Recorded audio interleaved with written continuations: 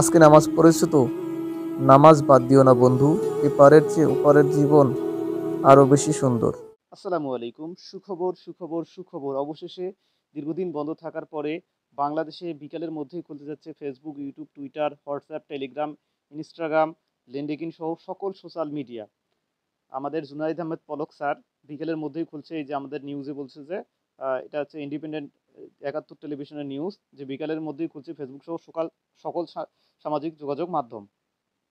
বর্তমানে অনেকেই ভিপিএন দিয়ে চালাচ্ছেন, অনেকেই বিভিন্ন সোশ্যাল মিডিয়ার মাধ্যমে চালাচ্ছেন। তো এখানে সময় নিউজও নিউজ করছে যে অবশেষে খুলছে ফেসবুক। ফেসবুক থেকে শুরু করে সকল সোশ্যাল মিডিয়া বিকালের মধ্যেই খুলে যাবে। অর্থাৎ এখন থেকে আপনাদের আর ভিপিএন দিয়ে চালানো লাগবে না। টিকটক সহ সবকিছুই আপনারা স্মুথলি চালাতে পারবেন।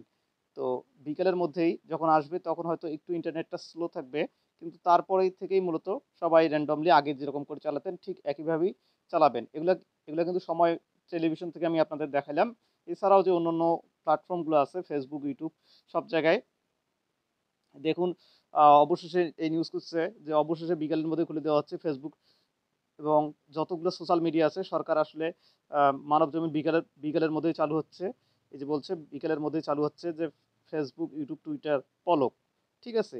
কারণ দেশের রেমিটেন্সের দেশের রেমিটেন্সের প্রবাহটা কমে যাচ্ছে।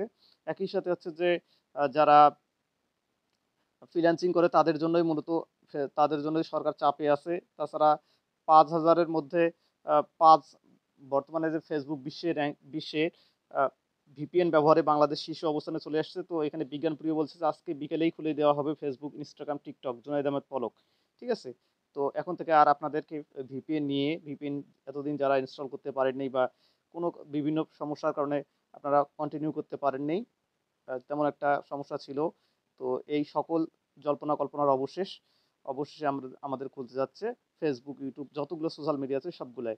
তো আজকের ভিডিওটা এই পর্যন্তই। এখনো যদি আপনি আমাদের চ্যানেলটি সাবস্ক্রাইব করে না থাকেন, সবার আগে সাবস্ক্রাইব করে সঙ্গেই থাকুন এরকম আরও টেক আপডেট সবার আগে পেতে।